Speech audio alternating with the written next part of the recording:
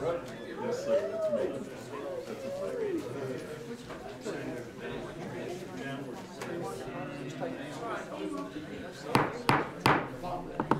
Good evening, ladies and gentlemen.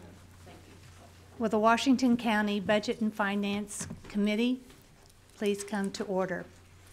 I have asked J.P. Shawndra Washington if she would honor us by leading us in the prayer and the pledge.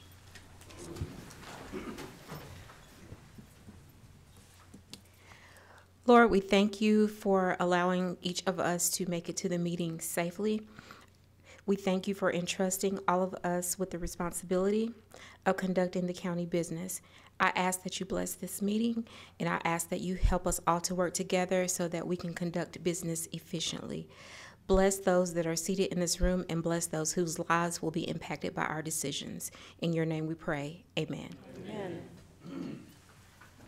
I pledge allegiance to the flag of the United States of America and to the republic for which it stands, one nation, under God, indivisible, with liberty and justice for all. Thank you, Justice Washington. We are here to introduce the Committee of the Whole. This is the only committee of the JPs of the Quorum Court that is the Committee of the Whole. So everybody is a member of the committee. And since you know who you are and we know who we are, I don't think I have to introduce everybody, if I could please. We are now, this evening, going to select a chairman for the Budget Committee and a vice chair.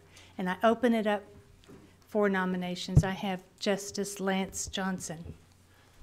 Yes, Justice Ecke, I nominate Patrick Deakins for chairman. We have a nomination for Patrick Deakins. I have. I nominate Ann Harbison. Would you turn on your mic, please? I nominate Ann Harbison. We have a nomination for Ann Harbison. Justice Harbison. I nominate Lisa Ecke. Thank you for that honor. I appreciate it, but I'm going to withdraw my name for various reasons, but Justice Harbison, thank you for that confidence. So I have Justice Ann Harbison and Justice Patrick Deakins. Do I have any other nominations? The nominations will cease. We're going to vote by raising hands. All in favor of Patrick Deakins, please raise your hand. 6, 7. All in favor of Ann Harbison? 1, 2, 3, 4, 5, 6, 7, 8. Congratulations, Justice Harbison.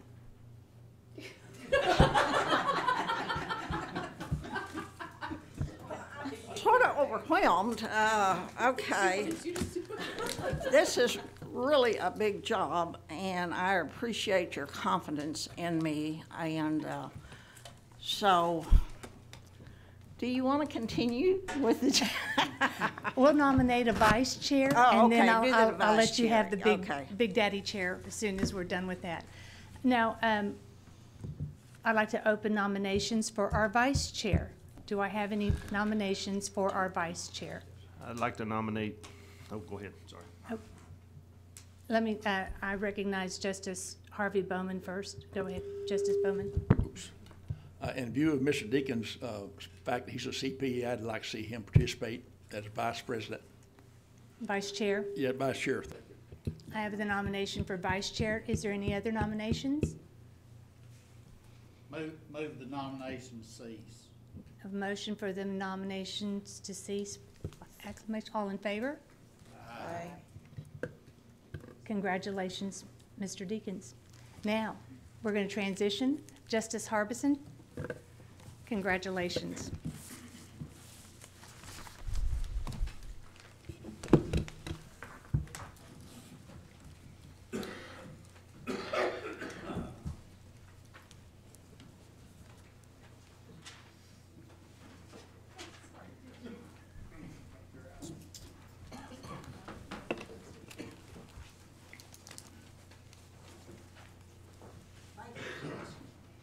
Thank you for this honor. All right, review the responsibilities of the Finance and Budget Committee.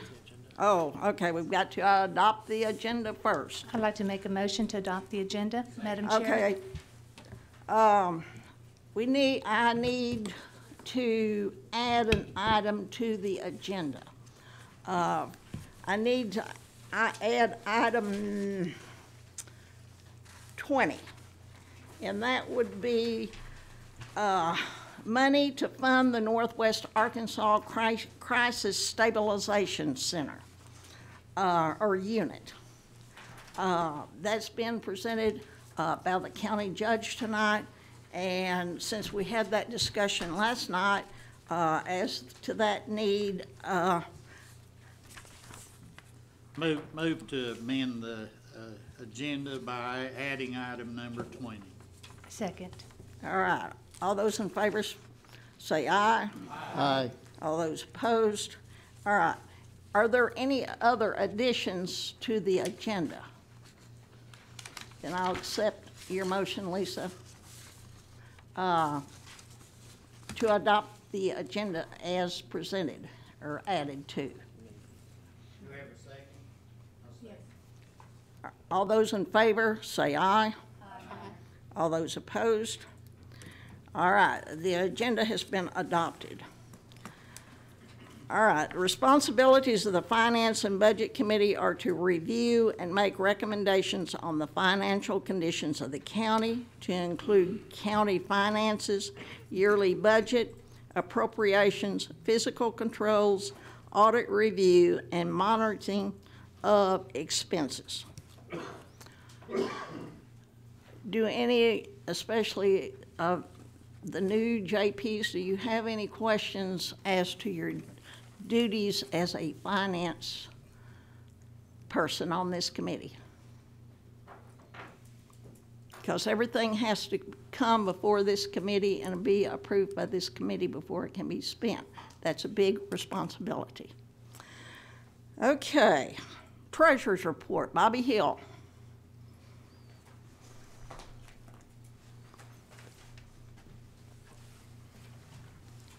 Congratulations, J.P. Harbison. All right, hello everybody. How are y'all doing? 7.1. January is usually not a good time for revenues, and this year is no exception. Start off that 1,000 general line. We began with 11,445,000. Expenditures came in over revenues by 400,000. Ended with just a little over 11 million in the bank. Down to 2,000, the road fund. It had revenues of a little over $1 million, but it spent almost 1.9 million. And part of the road issues are there's no money in FEMA, and they're having to pay a lot of the FEMA funds from the road department until we can get reimbursed for FEMA. We hadn't got a reimbursement since like April of last year. Do you know how much FEMA money we are to be receiving? I'm not sure. We are accumulating that and meeting tomorrow with a FEMA meeting, and our expectation is like 1.6 million that we're out right now in the red. 1.6 million. That's our estimate, but we'll finalize. Okay. Down to 3017 jail. Revenues of 1.4, expenditures of 2.2. They ended with 143,000 in the bank. Right now, today, they have like 150,000, and we have 3 payrolls in March, I think. So I wouldn't be surprised if we didn't have a infusion of funds from general to jail sometime in March, but I'm not sure yet. Bottom of the next page, we ended January with $33.3 million in the bank. 7.2 is a 1-cent sales tax. Had a great start to 2019 with a 7.6 increase. Brought in 639,000, which is 45,000 better than this same time last year. 7.3, the 1/4 cent jail tax. same thing, 7.61 increase, 61,000 over last year. 7.4 the road tax. Didn't do quite as well, but it's still up 2.48%. We brought in 146,000 for that half-cent tax. We are seeing good growth, as you can see in the sales tax, and I expect good growth in property taxes. But there's always a but. County expenses are eating up almost 100% of this growth, if not more. But that's all I have. I'll take any questions. So do we have approximately $12 million in unappropriated reserves? As far as, yeah, that's what on the budget numbers, $12 million. Okay. And new JPs need to realize that budget numbers and actual money are different. Yes, So, they can be very different. okay, thank you. Are there any questions? Yes, Sam. Treasurer Hill, could you provide this information moving forward in Excel format with a percentage change as well? Is that possible? On which one? Just the total report. I mean, the treasurer summary? Yes, please. Okay. Yeah, I don't see why not. Thank you. Lisa? Good evening, Mr. Hill. Evening. What areas do you see the county expenses gobbling up the increases? What areas do you see the most? Well, general road and jail are the big ones. I mean, is that what you're talking about, or? Well, other than in that, because we were going to be having a discussion with FEMA, and we look to recoup those costs. I understand the sweep that's going to happen with the jail and law enforcement, but other than that, is it personnel? Is it insurance? Is it where are we seeing it? Personnel costs are now well over $1 million every 2 weeks. That's our biggest expense by a long shot, is people. Because you know percentages a lot better than I do. I know how to read recipes, but Brett, could you break down the percentage, the increase, and what personnel is going to cost us? Could you just do it by percentages for next meeting if we have that opportunity? Okay. What do you need again? Just a percentage. Percentage increase or Increase. decrease or increase? And personnel costs over last year, or? That would be fine. And whatever other relevant information. I am all in support of our employees and good standard wage, and I think we need to have excellent employees. In order to attract excellent employees, we have to pay excellent salaries. But that would also give us a clearer picture of what to anticipate in the future and where our revenues coming in and how we weigh that. It makes it easier to make those decisions, at least for me. If you could, please. I appreciate it. I'll see what I can do. If I don't do it right, you can tell me, and we'll try again. Thank you. Oh.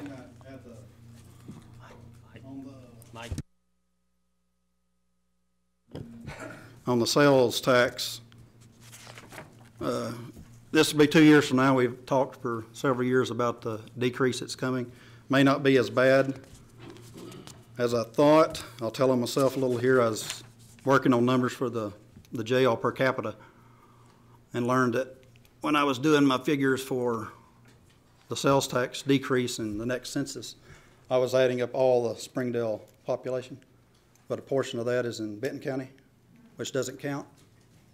So that would be more for the county and less for the cities. So I'm thinking instead of, it's 18.4% right now, and I'm thinking it might be 17% at the next census instead of the like 15%.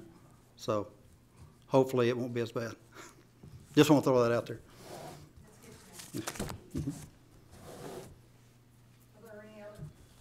Are there any other questions for Bobby? I do have one question, though. Since the sheriff's department's kind of on a different step system from the rest of the county, are we looking at that Are you doing that separately, or is it still all lumped together? As far as my reports are just lumped together, Okay. but I mean, we can look at how I do my reports, and that might be something the comptroller can help out with as far as that, but Well, I if anyone wants think, to come see me and talk to me about my reports, and I'll try to do whatever I can. okay. Any other questions? All right, thank you. Employees Insurance Report, Nelson Driver. For the new, you want to introduce yourself, Nelson, and tell us something about yourself and what you do. Well, I can't tell too much. I'm a risk management consultant, and I've been doing the risk program for Washington County since 2000. I've been handling all the insurables, everything from workers' compensation to the employee health fund, as well as the property and liability insurance carried by the county.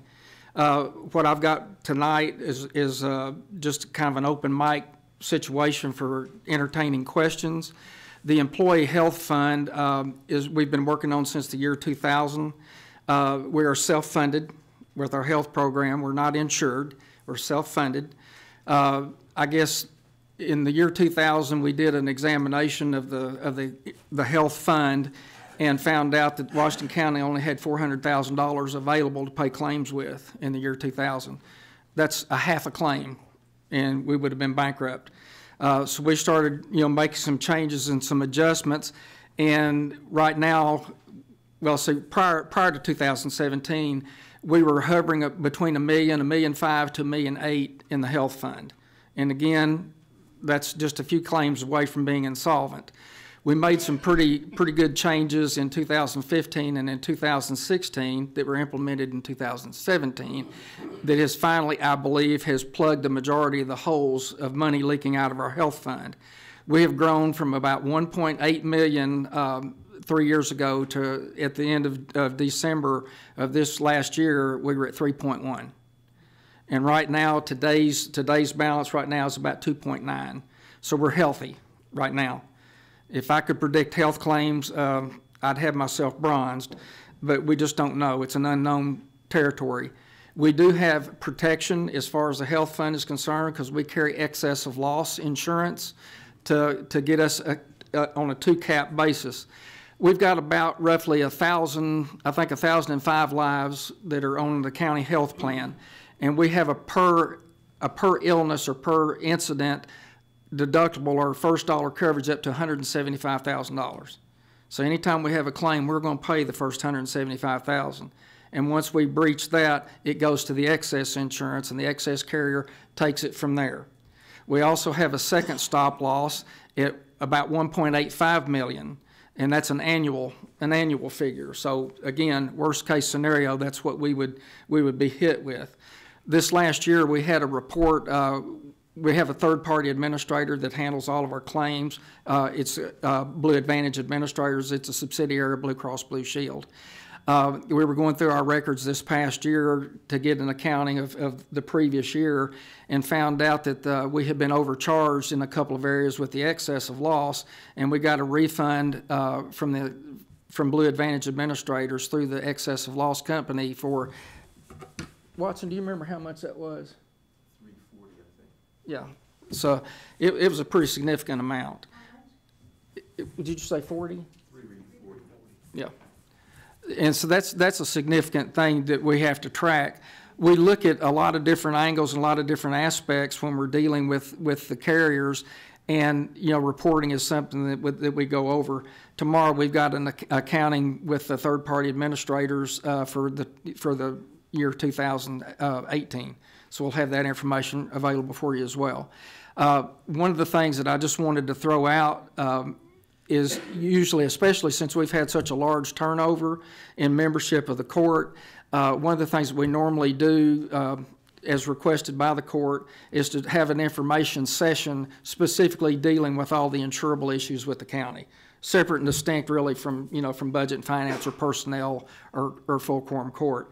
This is a time of give and take, and so I can explain to you a little bit better the methodology and why we do certain things the way we do.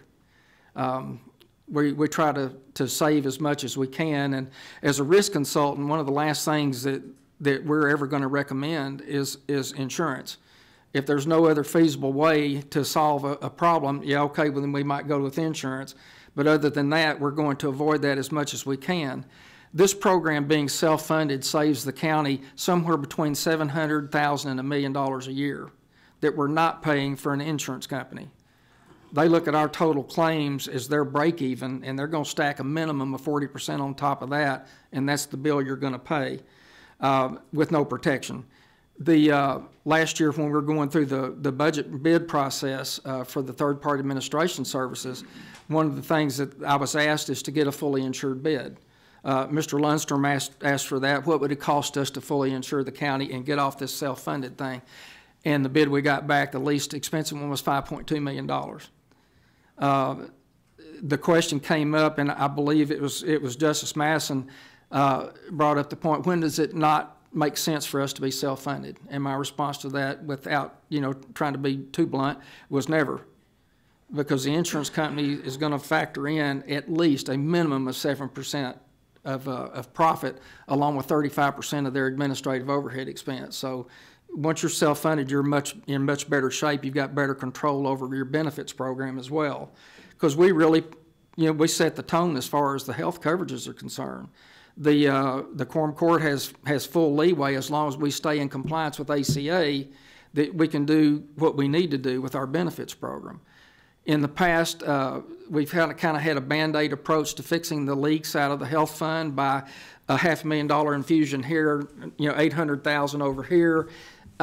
And basically the previous court's method, their idea here was to keep it off the back of the employees as much as they possibly could.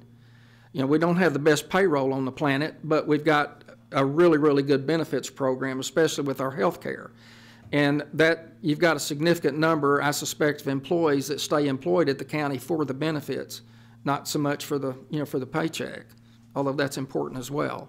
So I can entertain any questions that you would have. If you would like to do a session after one of your meetings, I'd be more than happy to do that and lay it out on the table.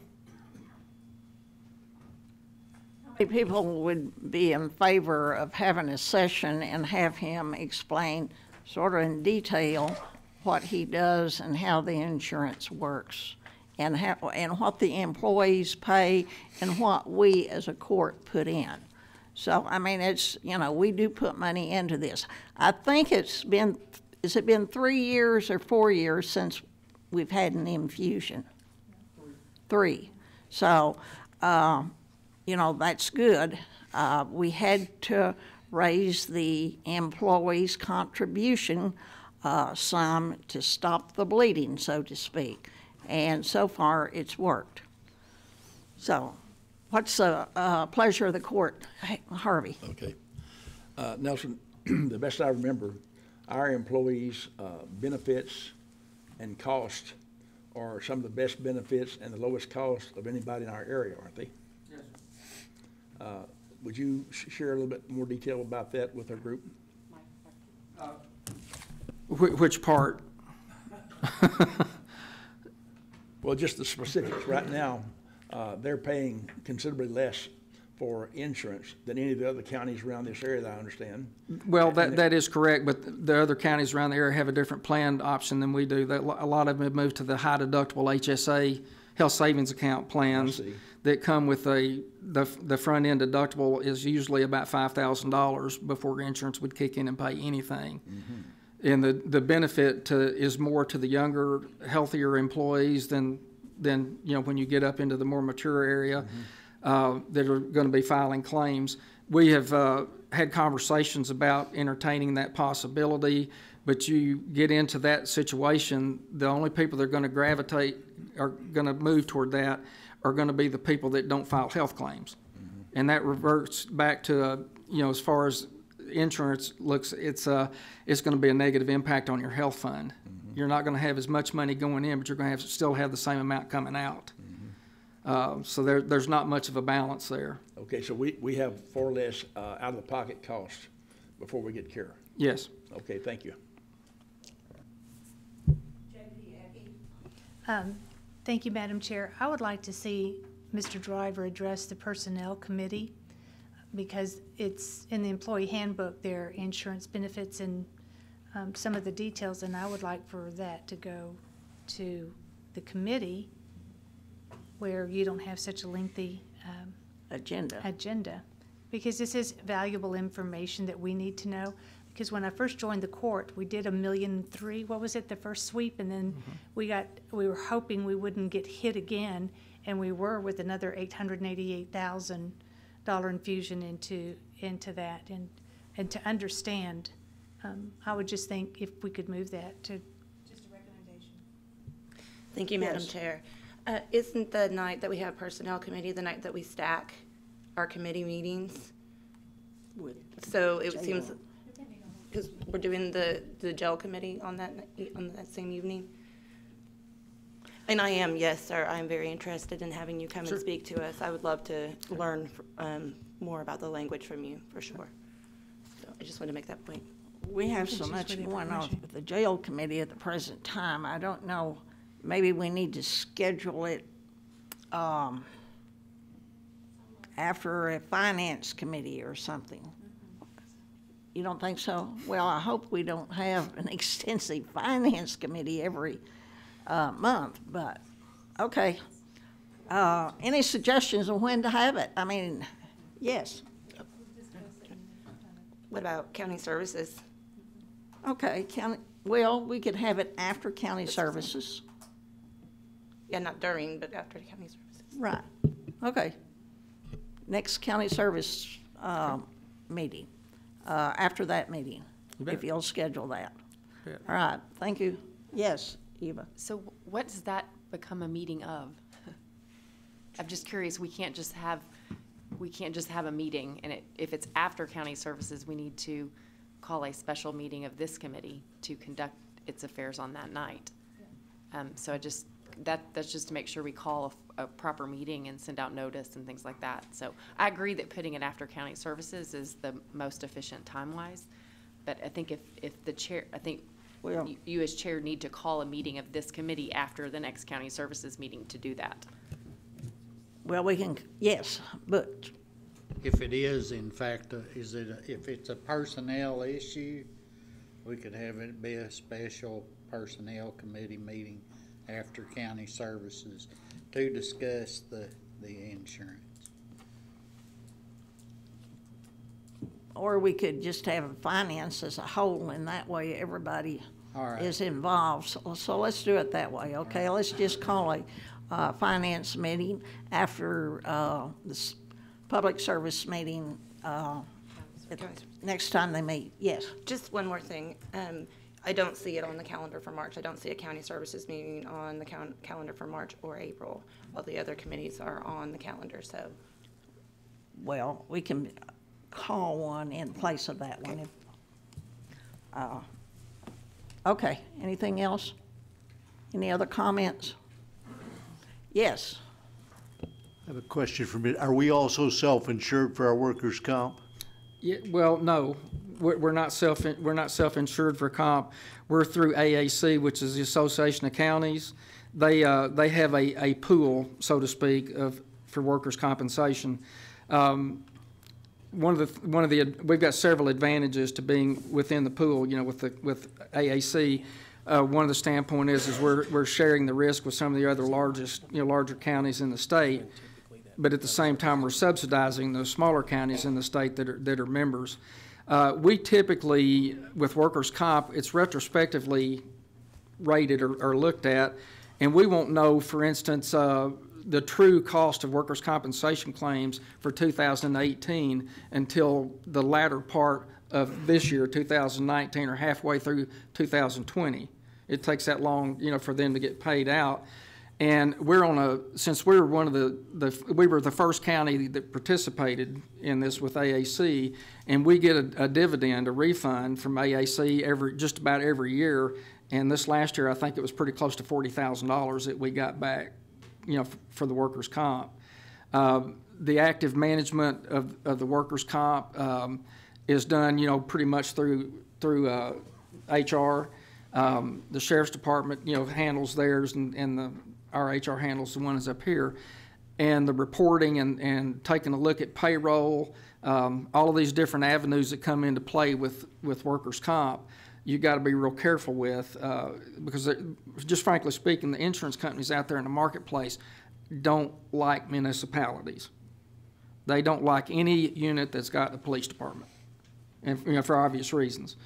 So we're really limited as to where we can go with it, and so we've been with AAC for a long time. Yes, sir. Are there any other questions? So we'll schedule a meeting of the Finance Committee at 6 o'clock on March the 4th. That's when the next Service Committee was to be. Does that suit everybody's schedule?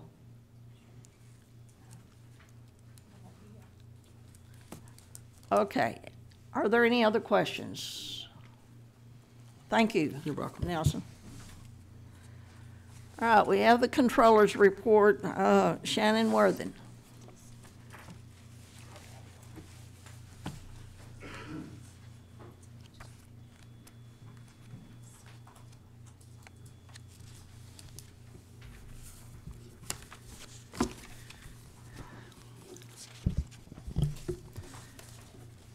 Okay, so on page 8 is the unappropriated reserve balance report.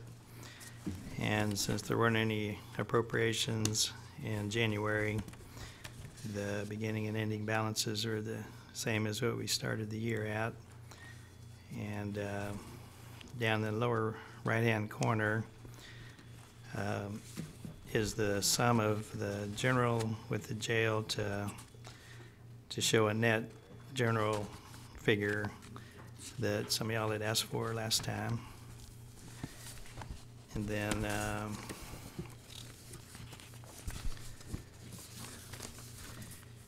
on page 9 is the start of the summary statement of operating expenses by fund and department.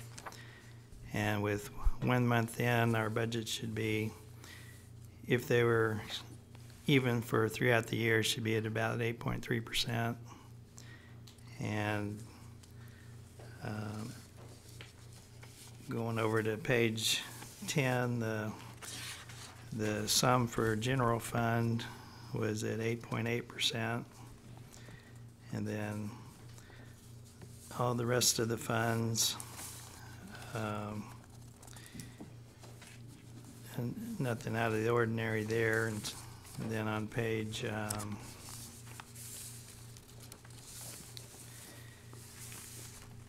page 15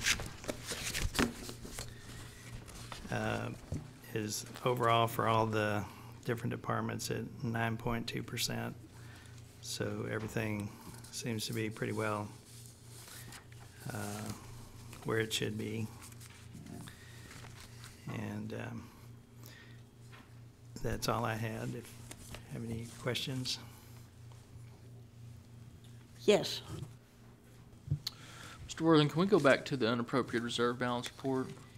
Yeah. Yes. Being completely unfamiliar with that report, explain to me again what this unappropriated reserve balance means. Well, we start out the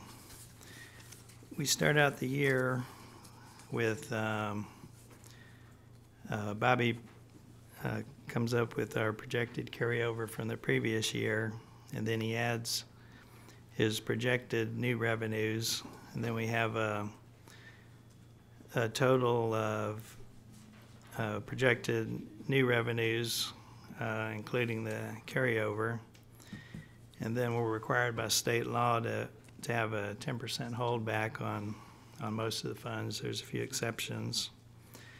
And then after subtracting that amount, then we have an amount that's available to budget for the year.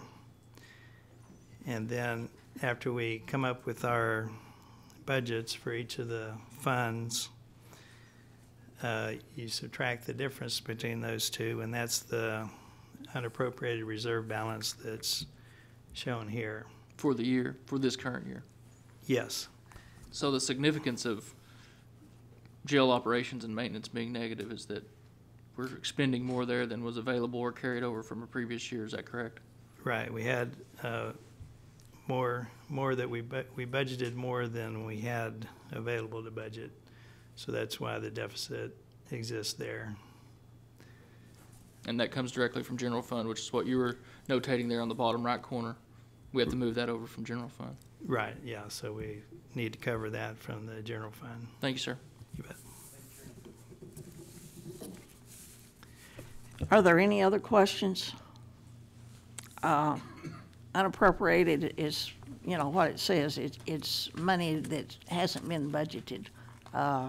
And we need, you know, we've got, what, about 4.6 in general, and we should have somewhere around 8, really.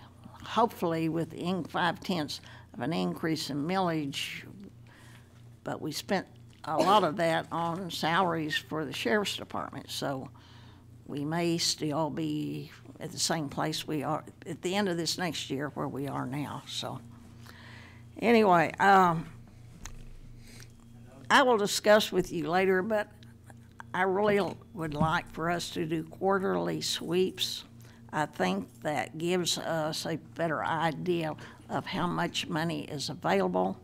A quarterly sweep takes all the salary money that's not used and puts it in unappropriated reserves. It's just, it doesn't stay in that budget. So, you know, I think that gives the court a better idea of how much money, if we have an emergency or something, how much money we have to spend on that. That's just my, you know, we did away with this a couple of years ago. The bookkeepers or the controller really didn't like doing it because they have to, it's a lot of work for them to do, but I think it's worthwhile. But anyway, and, you know, it may be up to the court for y'all to decide if you want to do that. I mean, you know, just because I'm chair, I don't make all the decisions. Thank you. Yes. Thank you, Madam Chair.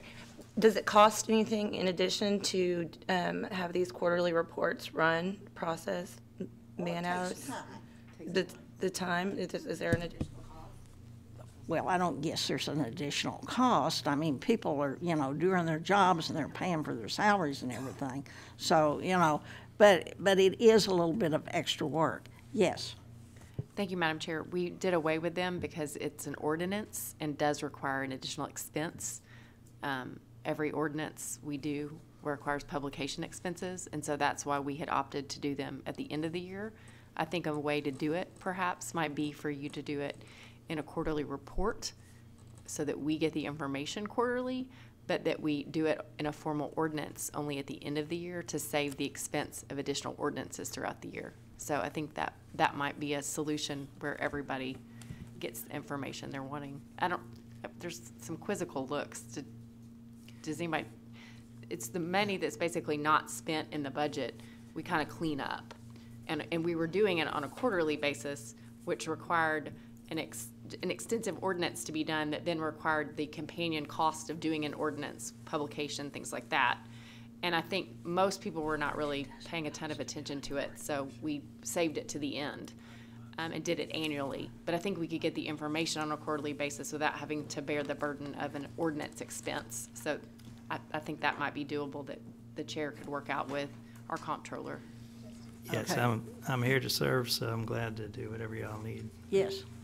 Just to clarify, these are the positions that are not being filled in various departments? Yes.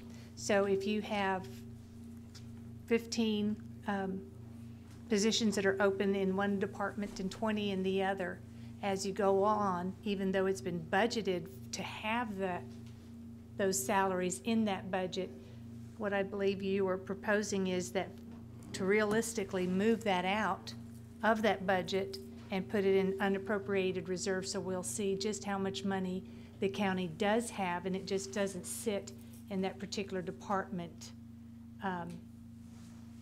budget for a long time. Is that correct? Yes, that's correct. Okay, so it is personnel. Thank But you. if that position fills, then the next quarter, that money would be used. So it's not taking money away from them, it's just taking money that hasn't been used. Yes, Thank you, Madam Chair. What is the total expense of an ordinance?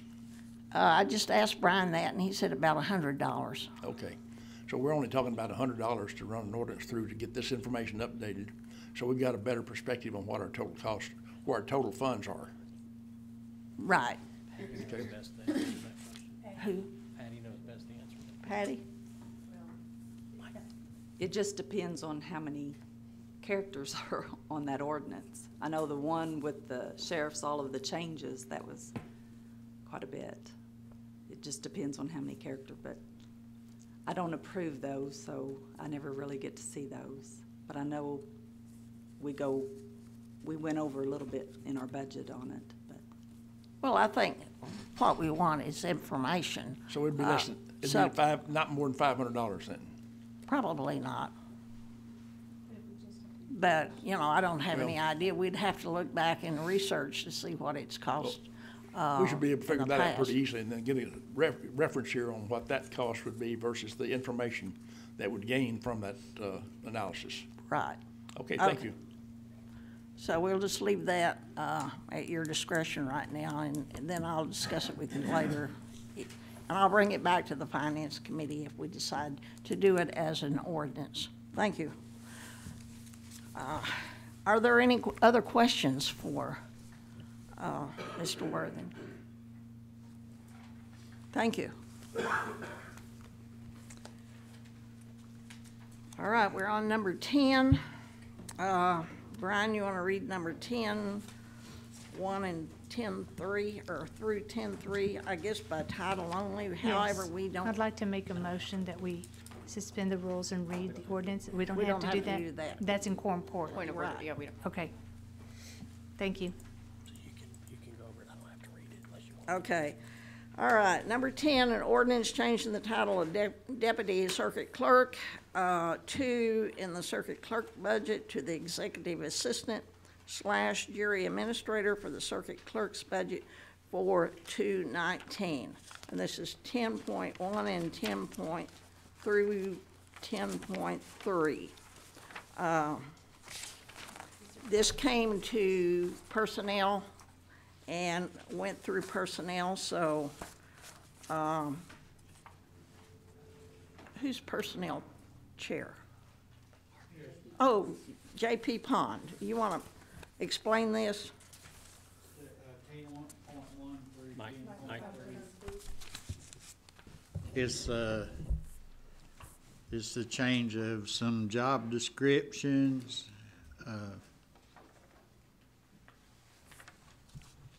Let's see.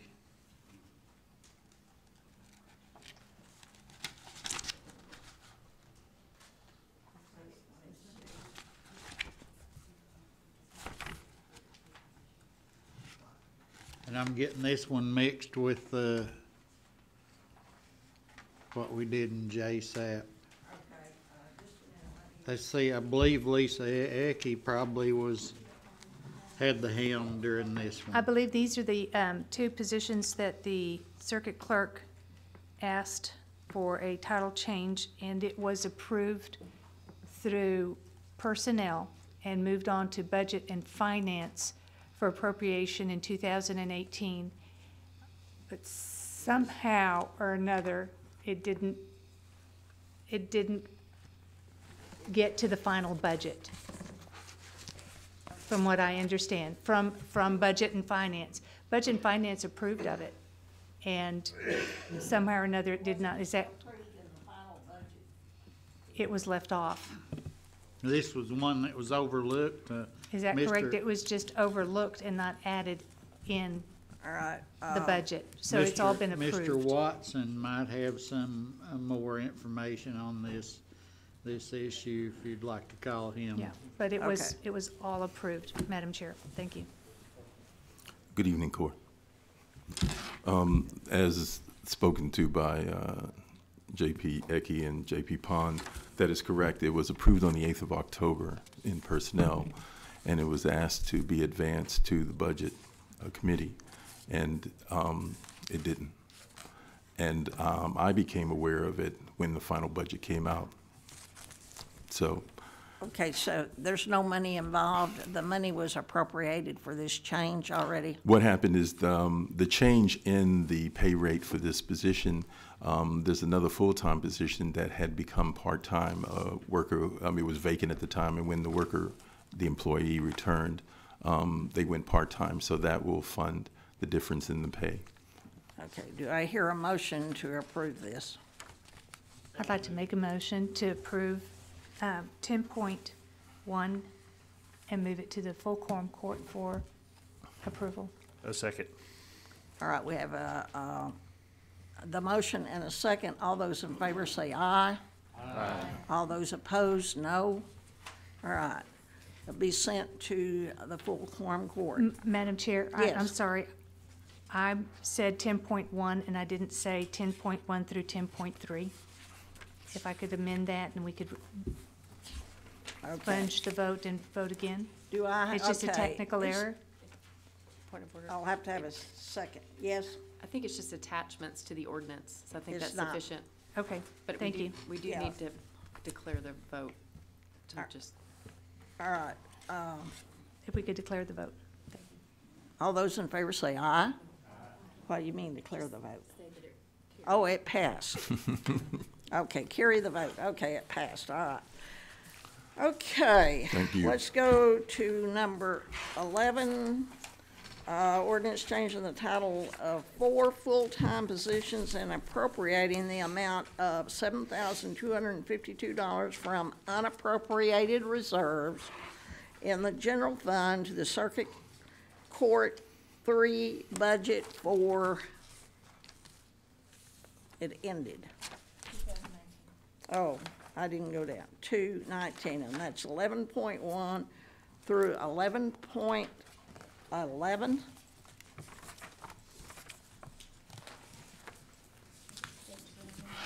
All right, 11.1, I think, is the ordinance, and the other is the backup information for that, correct? Is that correct, Brian? Yes, Madam Chair. Okay. Yes. I make a motion, we pass 11.1, combined with all of its attachments, onto the full quorum court with a due pass recommendation. Second. Are there any other questions? All those in favor, say aye. Aye. All those opposed, no. Motion passed. Oh, public comment. Do we have any public comment? All right, we'll move on to the next appropriation, ordinance appropriating. Thank you, Court. Revenue in the amount of $12,325 for the Animal Shelter Project Fund, 33516 for 219-12.1.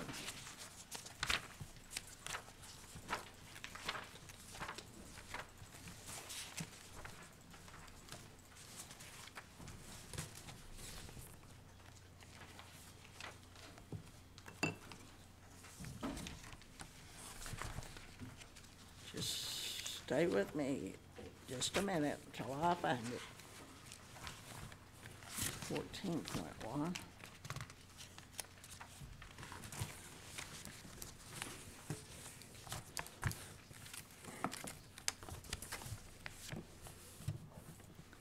Okay, an ordinance appropriating revenue in the amount of $12,325.11 in the Animal Shelter Project Fund, 3516 for 219.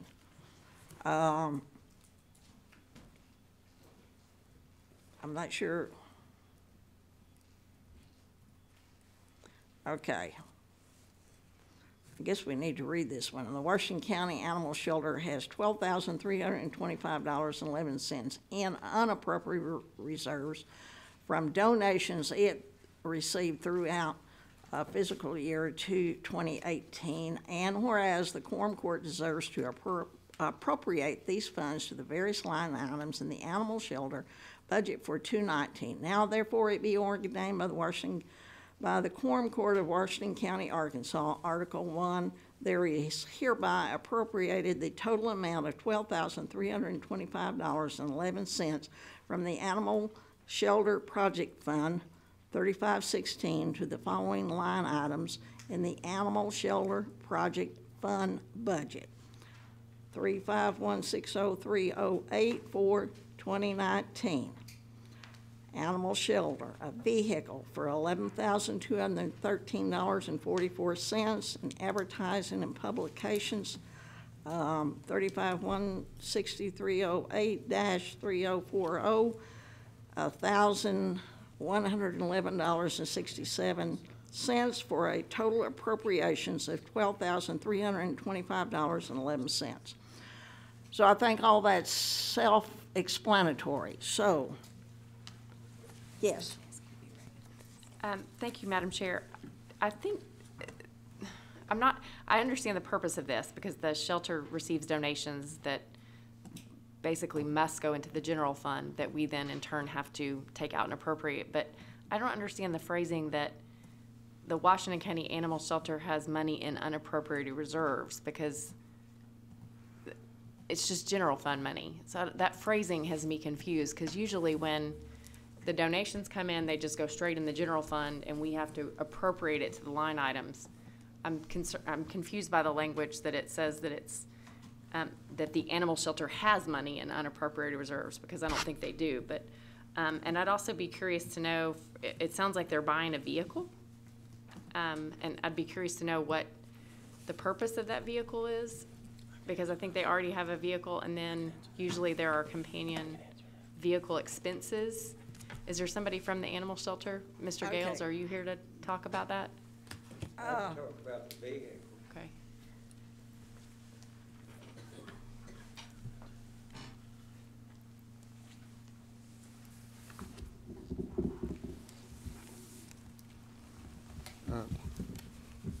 The vehicle is a transport van that was acquired from, The Animal League bought one, didn't they? This is a transport van that was acquired from the Arkansas surplus that was suited for transport of. So has it already been purchased? Hmm? Has it already been purchased? Yeah, sure has. Well, how are we being asked to appropriate money for something that's already been purchased? I don't know. But I know that this was bought, and I thought it was a 2018 issue. Well, it says they got the donations in fiscal year 2018, but it would seem that they're asking to buy a new car this year, not to fund one that's already been purchased. I think this is a 2018 because I know the van that they got, and I'm not aware of any other vehicles that they're purchasing at this time. So. Well, how did they pay for the car they bought? I don't know. But I do know that they purchased one. Madam Chair, I think perhaps we should table this until the next meeting. So I would move to postpone this until the We March figure meeting, out how it was transacted. till we can get some But additional that's, detail. I mean, I wouldn't mind appropriating. I certainly don't mind appropriating the money that is their donation. But I think we need to understand where it's coming from. And I don't know know the legalities of it. So I would move to postpone 12.1 until the next finance meeting. Second. All right, there's a motion to postpone this to all those in favor say aye. Aye. All those opposed? All right. Maybe Mr. Worthing could put some light on this unappropriated money, even though we've already tabled it till the next meeting. But he was trying to explain what was going on. Yeah, what happened was in my unappropriated reserve balance report, overlooked putting in in January we did a grant housekeeping ordinance to to carry forward the grant money, and one of the funds was the Animal Shelter Projects Fund. So they carried over $20,984, and by the time I realized we had a problem with our financial software, so it didn't come to light till after the packet had already been put together. But so there's some grant money that has an unappropriated reserve balance that wasn't on the original sheet. So they do have $20,984 in unappropriated reserve balance for the 3516 Animal Shelter Projects Fund. So they have enough to cover this appropriation to put it into their budget. And that was oversight on my part. So basically, they paid for it out of this, and now they're asking for to do it right. So. Right. They got the donations in, and they have the money in unappropriated reserves. So they're just asking to appropriate it out of their unappropriated reserve balance for that account. Okay. Eva. So did they buy this vehicle already, even though the money hadn't been appropriated? Do you know that? I'm not sure. You gotta be careful. Hey, Ann, you gotta be careful, because when you hit this, it turns everybody's mics off. Oh, shit, that's how it's happening. Okay, sorry. Okay. That's all right. Well, I think that's probably best. There it goes. I think it's best that we postpone this then, so thank you. Yeah, I don't recall the details of that without looking it up. Okay, let's move on. Yes. Since this is only added to my confusion, I'd like to clear it up before we postpone it as much as possible. This $12,000 plus that came in from donations, did that sit in a donations pile and is now being put with what was unappropriated reserves to use to buy the car? Or was the $12,000 of donations used to buy the car? Well, the $12,000 in donations was part of their unappropriated reserve balance. They probably had some other monies in there from before or from some other donations, but so they spent the $12,000. Okay, this is not good. Yeah, as far as without looking at the details of their individual budget, I don't know what they bought or without. So what we're calling donations ended up in an unappropriated reserves fund, mysteriously. As the donations come in, Bobby Hill, if they're for a particular fund, he puts them in that fund. So that's how that balance accumulated. And then in the January grant ordinance, we carried that money forward that was already in there. So as the donations are made, Bobby puts them in the appropriate fund. Okay, we've already, Harvey. Thank you, Madam Chair. The animal shelter falls under county services. I'll be glad to go ahead and have Angela come and go through this in detail with us at the county services meeting. We've got another ordinance from the next one's also from the animal shelter, so. Okay, we'll. So I don't know, 13.1. So you want to read that, Brian, please? This is an ordinance recognizing revenue in the amount of $10,000 in the Animal Shelter Grant Fund and appropriating that $10,000 from the Animal Shelter Grant Fund to the Animal Shelter GIF budget for 2019. This is an ASPCA grant. Okay, this is a grant money, and we need to probably go on and act on this tonight. So do I hear a motion? Second. All right, we have a motion and a second. Is there any further discussion? Yes. Would somebody Mr. tell me Johnson. what GIF stands for? Brian? I don't know. This is a ASPCA. Honestly, I don't know what the GIF stands for. and our grants person's not here, so I'm sure it's okay. Okay. I will tell you this, that in looking at this and looking at some ordinances, this seems to be a grant that we have received several years, and it has always gone into the animal shelter GIF budget. And so there's a GIF budget every year, and I don't know if it's general improvement fund, if that was the initial thought of it. I know that has a bad connotation now, but I will say that several previous years, this particular ASPCA grant has gone into that particular budget. All right, we have a motion and we have a second. All those in favor? Public comment. All right, all those in favor say aye. All those opposed, no.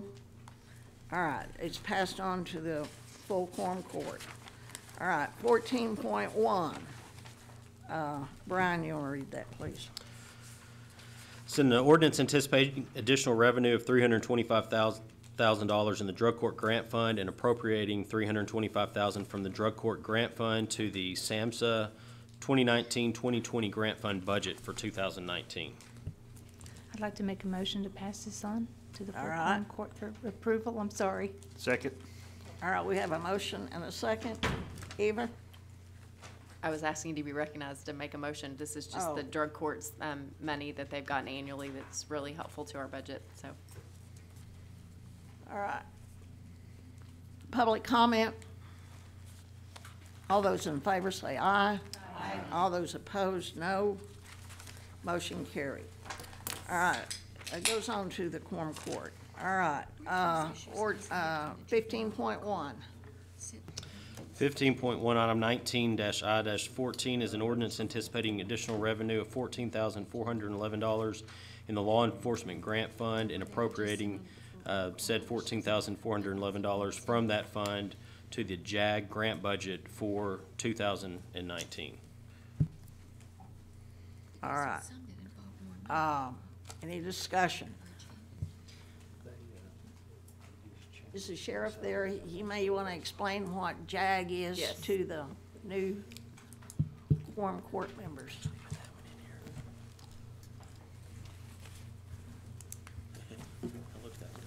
Received a Well, good evening. Good evening. I'm Major Rick Hoyt with the Sheriff's Office. Many of you I've not gotten to meet before. Some of you have been to meetings before and heard me talk and wished you hadn't. I usually have a lot to say. I'm in charge of the enforcement side of the Sheriff's Office. We participate in a grant program that is a 100% grant. It's no matching funds or anything. It is administered through a fiscal agent, which is the city of Fayetteville. Fayetteville, Springdale, and Washington County participate in this grant every year. It's based on our serious crime and a ratio of population, and thereby we get a certain amount of money. The amount of money you see here for this year is $14,411. We don't get the money until we spend it. So we have to appropriate it, we spend it for equipment, and then we apply to the city of Fayetteville and they write us a check for what we purchased. If you'd like to know what we're going to purchase, I can tell you that. We are going to buy 73 flashlights for our night shift officers, which are LED flashlights that are super bright. We're going to buy spend about $1,500 for tourniquet, extra tourniquets and tourniquet holders. Our officers carry tourniquets now, but we want them to carry 2 tourniquets. We've had the need for tourniquets. We've used them on our own officers and we've used them on the civilians for in case of bleeding events. So that's what we're going to buy. We're going to buy a couple of metal vaults to go in the back of 2 of our vehicles that will hold equipment and weapons where they wouldn't be easily accessed by a thief or something in the night when one of our cars is parked in a driveway or something. And we're going to buy about a $3,000 night scope, a monocular night scope. We do not have any type of night vision equipment at the Sheriff's Office. So that's what we're going to spend the money for. All right. I'll make a motion that we, go ahead. Wait a minute, she has a comment. Andrew? I'd like to make a motion to pass 15.1 to full quorum court With the due pass. Do I have a second? Second. Second, okay. Thank you. Beautiful. Public comment. All those in favor say aye. Aye. All those opposed? All right, we're ready for 16.1. Brian. 16.1 is an ordinance recognizing additional revenues of $82,701 in the Law Enforcement Grant Fund and appropriating that amount from the Law Enforcement Grant Fund to the SCAP 2017 budget for 2019. All right. Jay? You wanna-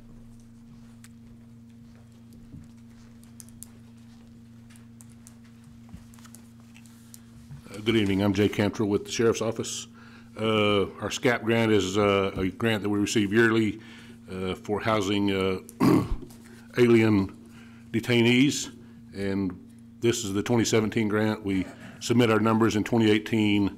They process those numbers, and then usually it takes them a year. So we're now getting 2017 numbers, certain specific things you can spend it on. So we put it in our small equipment line item to we anticipate buying some wraps, which are detainee containment devices or that wrap the inmate, get us some more restraint chairs, and those are kind of things we anticipate spending it on. So something that doesn't cost us anything, it's just a reimbursement. Got big for a while back in the 2008, 9, 10. It was a pretty big number, but it's kind of dwindled a little since. Eva? Thank you, Madam Chair. I think given the passion that my constituents feel against 287G, I'm going to decline to support this because I feel firmly committed that the voices that I hear from would not want us to accept this money. So I'll be voting against this, just so that you all know what I'm doing. Thank you. Any other discussion? Yes. Just clarifying, is alien the correct terminology? Alien? Yes. That's what the grant's called. State Criminal Alien Assistance Program is SCAAP is the name of the grant, so that's what they call it. Okay. Maybe it's. It does. I'm like Area 59 here, but. That's directly from the Department of Justice. Okay. Thank you. Okay. You never know. Any other comments? Do I have a motion? I'd like to make a motion that we pass this on to. Okay, I need a second. Second. Second. All right. I have a motion, Butch, and I think actually Willie Leming seconded it. Sorry. That's fine. All right. Is there any public comment? Yes.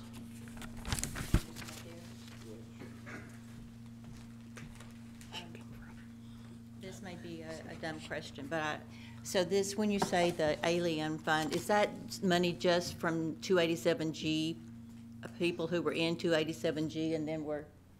No, it's a not? grant money from the Justice Department to be used for. But it has nothing to do with the 287G? Well. Okay. Yes and no. Well, which one? I mean, that's my question. I mean, we get it because of that. Right, we get it because we Not necessarily. This is a grant that's given out by the Department of Justice. Potentially any law enforcement agency that has any kind of illegal aliens or illegal immigrants in their community could encounter those individuals at some time. This is not tied to 287G. This is a grant that has been given based on my reading from the Department of Justice, the information I got in writing the ordinance. This is a grant that is given, it's just a grant that's called the SCAP grant, and it's given to any agency that has come across or has detained at any time any illegal immigrant in their community. And then those numbers are compiled and sent. And the weird thing about this is the 2017 grant that we're just now getting, so it'll only go into effect in 2019. So these are older numbers. The feds are kind of behind.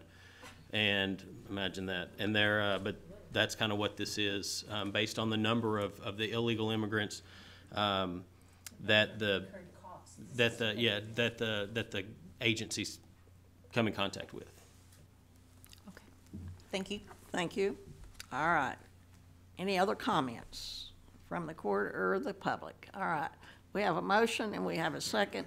All those in favor say aye. Aye. All those that are against, no. No. Show of hands. All of those that are for receiving this grant, please raise your hand. 6, 7, 8, 9. All those against, raise your hand, please. 9, 4. I mean 5. Motion passed. This just goes to the quorum court for further approval. Yes. I think in view, this is just my opinion, of our budget needs and being mindful of costs, the federal government wants to give us $82,701 to pay for the cost of incarcerating unlawfully entered people into the United States, then we should take it. So Okay. just wanted to say, it's, Okay. I think we should accept. Oh, okay. Thank you. All right, thank you for your comments, but, all right, we're gonna move on, to 17.1. Brian?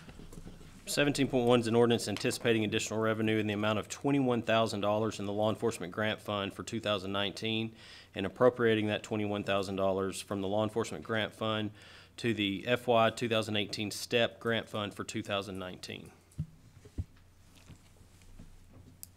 All right, any comments? Do I have a motion?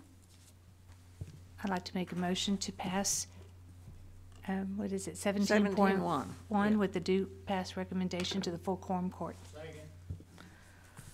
All right, we have a motion and a second. Do we have any public comment? Yes. For the sake of discussion, Mr. I did second Pond. the motion. Yes, ma'am.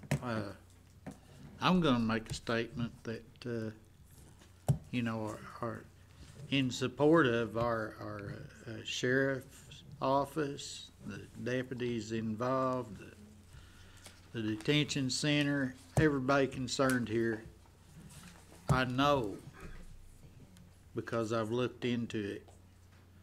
Our sheriff's department and our detention facilities do not discriminate against any kind of individuals whatsoever, whether they be United States citizens or from any foreign country. And it doesn't matter what the crime is that they've committed, and some of those are not. I won't get into that, but they are instructed to, and it's insisted that they treat everyone that they deal with in a very respectful manner, in a humane way, if at all possible. And I've been involved in it. I've been down there on issues. That's just how it happens. That's the policy of our sheriff's office. Okay. Thank you. I'll thank you. This particular ordinance has to do with appropriating money for selective traffic enforcement projects. It doesn't really have, okay, Mr. Johnson, okay. Do I have a motion to pass? Okay. Ms. Madison. As I understand it, STEP is what the federal money comes through the state to a variety of law enforcement agencies to step up enforcement for DWI and related offenses, seat belts, things like that. So we're incentivized through this grant to look for particular types of offenses. So I would move to pass 17.1 onto the full quorum court with a due pass recommendation.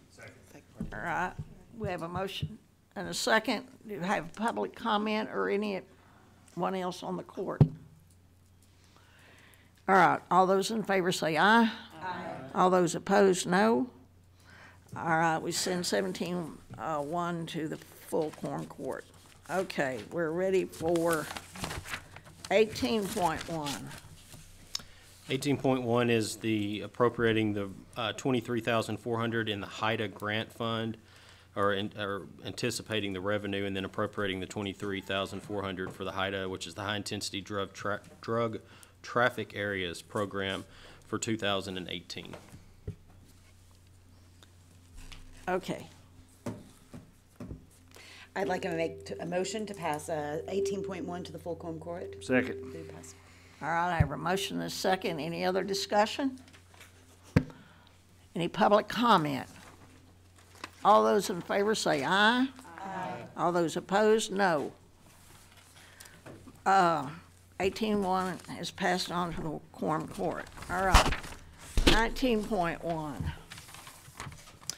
19.1 is the resolution that is required for us to submit an application to the Arkansas Unpaved Roads Grant for road improvements. And this year we've identified the Ballard Creek Road, which is Washington County Road 76, that has been approved by the state, who gives us this particular grant. And so this is just a resolution authorizing the county judge to apply for that grant, because we have to have that in order to attach to the grant, because it's a matching grant.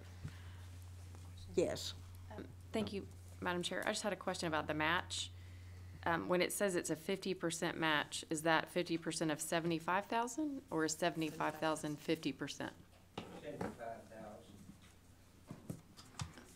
I was a math major. Just want to know how much money we're committing. 75, okay. So it requires a 100% match. 75,000 it's a 50-50 match. They give us 75, we must spend 75. Well, then it's a 100% match, right? Well, the project's 150. So, okay. Then this should be a 100% match. All right, well. But it's an equal match. It's a equal amount, so it's 50-50. Yeah. And this is We're getting into. This is the third year that we've got this. I mean, I'm all for it. Yeah. I'm just trying to make sure that our math is correct, because we have to have a resolution to get these kind of grants. Right. And it is important to know if there's matching funds, so. I think this is the third time in the same. I think we just need to make sure. He just mimegraphed it, I believe. Changed the name. So the grant is in the amount of $75,000, and we would have a 100% match of that. Yes. Okay. Our obligation is 75 cents. In-kind work. It doesn't have to be hard dollars. It says that, so we can contribute labor, but I just want to make sure we're right. Labor, materials, equipment, et cetera. Okay. The Harvey Bowman match. Yeah, it's a Harvey Bowman match. He's the one that found this money. Thank you, ma'am. Well, I'm proud to say I was involved in that process. This is a matching deal based on materials, labor, and all this kind of thing. So every time we put equipment on the site, we contribute any materials and such, that's a matching grant. So it doesn't have to be cash. It's the normal things we do out there in the maintenance of the roads with equipment and personnel, and we charge that back. So actually it's a nominal contribution for a $75,000 grant. And it dramatically helps improve our roads. I moved to pass this on the full quorum court with a new pass. All right, I have a motion to, and a second. Any further discussion? Any public comment? All those in favor say aye. Aye. All those opposed, no. Motion carried. All right, Harvey, I'm going to let you do 20.1 since I'm up here. Microphone, please. Microphone. Turn on your mic. I'm sorry, thank you. Being enacted by the quorum court of Washington County, State of Arkansas, an ordinance to be entitled, an ordinance appropriating $250,000 for unappropriated reserves in the general fund to the buildings and grounds budget for 2019. Ann, would you go ahead and expand on that for us?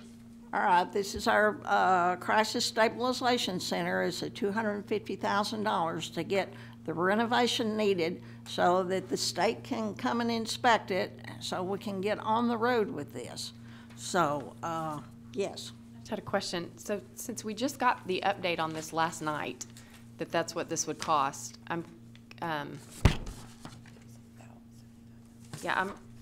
I guess I'm just curious. why we're doing, I mean, I want to do this. I think there's a lot of support for the CSU. I'm curious why we've waited this long and why it was a late addition to the agenda, given that we hadn't heard an update until last night. And perhaps the two sponsors can expand on that? I think, yes, thank you, that helps. I think probably the big issue has been the matter of an indecision about funding the one across the street, and the idea just came up about the new location. I think Mr. Gales could probably share some more on that for us if he would. I was afraid of that. I think Carl has been involved in this thing from the very outset, and I think he's the man that does most of the figures here about coming up with actual costs. Quit he and his that. department. Quit that. Okay. Yes, sir. Last night in our meeting, Brian gave a very eloquent update of the procedures, and for anyone that missed it, and I would ask Brian to give that again tonight because we have a public, and then we'll get into how we financed it or how it came to this stage. It's been a long process. It started approximately a year ago with Judge Stacy Beaumont and Sheriff Tim Hilder going after this project. Yes. I don't need us to recount what everyone heard last night. That was not my question. My understanding is the ask is still out to the Endeavor Foundation, so we're just trying to get a jump on that. We still are applying with the Okay. Endeavor Foundation and some other grants that we're trying to get. We have budgeted the project at $250,000. We have an architect that has given us an architect project estimate, so we know where we are. And he has been in contact with Craig Cloud down at the Health Department, walking through this project, paper and telephone, so that we are firm where we are. There's a caveat in this ordinance that says if we do not spend the $250,000, and that's at the end of it, Brian, and I don't have it with me. Do you? Let me be really specific. The court has expressed a very clear desire to not have things added last minute. And I realize this is a committee. Right. But there are a lot of people very interested in the CSU. And we just got a long overdue update last night, which was thorough. But from last night to tonight, something miraculously has happened that we've asked for $250,000 in funding. And I'm just curious how that happened overnight, I guess. It started last night. Okay. When the interest in that discussion came forth and the seriousness of the JP's concern, and so we acted quickly. We put it together very quickly to bring it so that we could not lose another month. Thank you, Madam Chair. Okay? Thank you. I think it's important that we get this passed and that we get this project started. And sometimes things just come up that need to be acted on quickly. So, do I have a motion to pass this appropriation? Yes, Sam. I move that we pass on to the full quorum court. All right, we have a motion and a second. Ms. Madison? Thank you, So- Madam Chair. Fellow JPs, I'm starting to think that the road department is a big slush, not the road department, the grounds budget, buildings and grounds, has a lot of money. You may remember that during 2018, Judge Joanna Taylor's courtroom was moved from the courthouse annex, and a new courtroom was added on the 5th floor. And we were repeatedly asked Point of order, that has nothing, it's not germane to this. Yes, it is. Well, I don't know how it's germane to the agenda item. If you'll let me finish. Well, all right. Okay. I'm The- going the to reas- reel it to let her finish. Thank you, Madam Chair. The reasoning was we were putting the CSU unit in the courthouse annex. Right. And to save money on security over there. We now have had public defenders over there with no security, and still no crisis stabilization unit over there. And then suddenly last week, we moved our emergency services building out of the old JDC. Okay. With the understanding that we were now going to put the crisis stabilization unit in the JDC building. So this doesn't say where it's going to be, it's just give us the money. Okay, I think it was explained where it's going to be, and I think the county judge has certain latitudes on projects to do these things. And so therefore, I see nothing unusual about this. The county judge has the authority to run his business. He doesn't have all the money that he needs, so he's come and asked us for the $250,000. And I think this is appropriate. Are there any other comments? Are you taking the floor away from me? No, I thought you had finished. No, ma'am. All right, you may finish. I think it would have been prudent for us to have a good estimate beforehand of what this renovation might cost and to be apprised of that difference beforehand. Certainly our emergency services people needed some notification. They're sitting over there with no generator in case utilities go down in that building. I am not going to vote for this. Thank you. Okay. Mr. Pond. As far as any concern for moving that to the former JDC building, I would suggest that anyone that has doubts that's never seen that building have a look at it. And forgive me if I'm going to ask you to trust me. There's restroom facilities in there. There's sleeping quarters for a number of different people. There's everything there that we had for a JDC facility before it was moved down to the South Campus. There's more parking area. There's everything. It's quite an improvement over the Terminella building. And I of course I'm going to vote for this. I'm going to be very supportive of it. And I'm sometimes a little confused about, can we complain? Can any of us complain that it's taken so long? But on the other hand, then turn around and complain that, oh, this is just too fast. I can't, my head's swimming. Okay, thank you, Mr. Pond. Comments here, but yes, ma'am, I am in support of this. Okay. And it's a long time coming. I think everybody has their opinion on this, so I hope, and I understand all the opinions, but I think we owe the public at least to send this to the quorum court, and it can be discussed further there. Do I have a motion to send this on to the quorum court? Yes. There's already been a motion. Okay, I've got a motion and a second. Public comment. Being no public comment, we'll vote. All those in favor in sending this on to the quorum court, say aye. Aye. All those opposed? Motion carried. All right, now, is there other business to come before the court? Yes. I hope we could try to, I thought we had sort of had a resurgence of procedural rules, and I was really glad for that and was trying to abide by that. And I just think we should definitely make an effort to do that. I was appreciative that some of the new members really had embraced the procedure.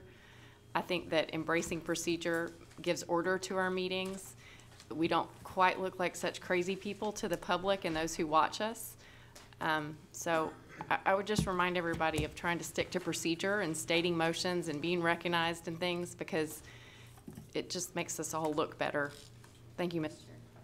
Chair. Mr. Johnson. If this is a public meeting, we need to keep the meeting to one conversation. If there's 2 or 3 conversations going on, they ought to be made public. All right. And we all ought to hear what's being said. All right, thank you. Is there any public comment?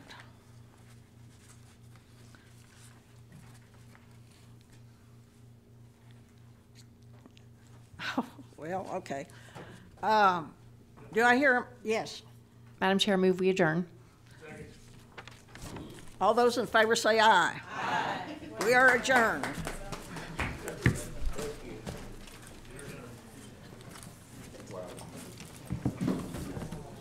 Oh my God, what have I done? Oh, what time is it? 7:30. 7:30. Okay, let me